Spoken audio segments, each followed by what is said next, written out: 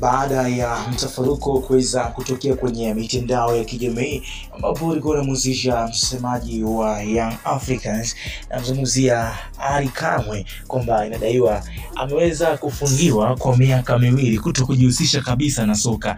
Sasa maoni na mtazamo wa watu kuhusiana hili jambo umeendelea kuwa tofauti sana. Issue ambayo imeweza kumfanya Ally Kamwe kuweza kufungiwa inadaiwa ni hii ambayo aliandika Februari 3 mwaka 2025. Anasema na leo sio mara ya kwanza, huu ni muendelezo.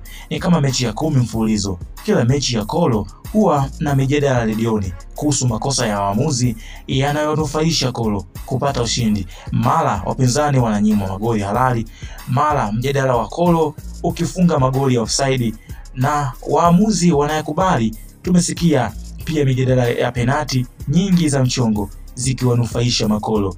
This is too much. Inatupa wasiwasi kama haya yanatokea. Huwa yanatokea kwa bahati mbaya kwa kichaka cha makosa ya kibinadamu. Sasa kwa kauli hii imeweza kumuibua wanamsanii wa hip hop kutokea Tanzania na mzungumzia Stamina Short Boys. Anakuambia ametoa maoni yake kupitia hiyo post. Ameposti kupitia Insta story yake pale Instagram.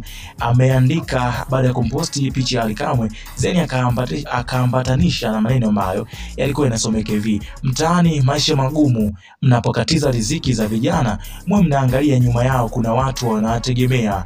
Huyu Ally Kamwe ni mpambanaji kama wapambanaji wengine tu. Mpira sio uadui. Kazi hiyo unayomsimamisha. Juzi tu amemjengea mama yake nyumba, mpaka vijana wale unga au wawe vibaka ndio mfurahi. So ni itwa Stamina Short Boy Short Beat ambaye msanii wa hip hop. Maoni yake ni hayo kuhusiana na kauli ya kwamba Ally Kamwe amefungiwa miaka miwili kutokujihusisha na soka.